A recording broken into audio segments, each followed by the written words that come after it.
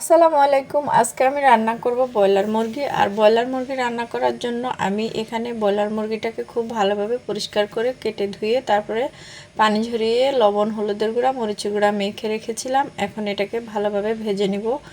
খুব সুন্দর করে উল্টে পাল্টে নেড়ে চেড়ে ভেজে নিয়ে আমি এই মাংসগুলোকে উঠিয়ে একটা সাইডে রেখে দিব। আর ওই তেলের ভিতরে দিয়ে দিব আমি 1 কাপ পেঁয়াজ কুচি, বেশ কয়েকটা কাঁচামরিচ ফালি করে দিয়ে দিয়েছি গোটা মশলা, তেজপাতা, এলাচ, দারচিনি, পেঁয়াজ বাটা, রসুন বাটা আর আদা বাটা এখানে পরিমাণ মতো দিয়ে দিয়েছি।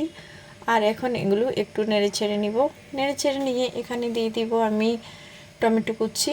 আর এই টমেটো একটু বড় সাইজের ছিল, একটি বড় সাইজের টমেটো দিয়ে দিয়েছি।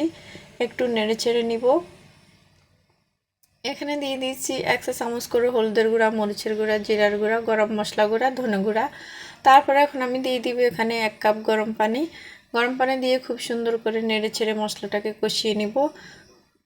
ঢাকনা দিয়ে 10 মিনিট মশলা কষিয়ে নিয়ে তারপরে আমি এখানে ভেজে রাখা মাংসগুলো দিয়ে দিব উপর থেকে।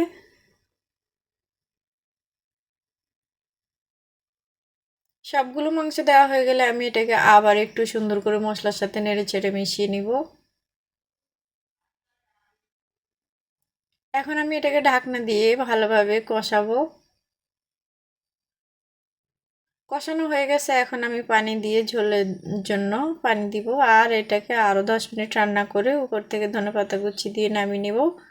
আজকের এই রেসিপিটা কেমন লাগলো জানাবেন সবাই কমেন্ট করে। আল্লাহ হাফেজ, আসসালামু আলাইকুম।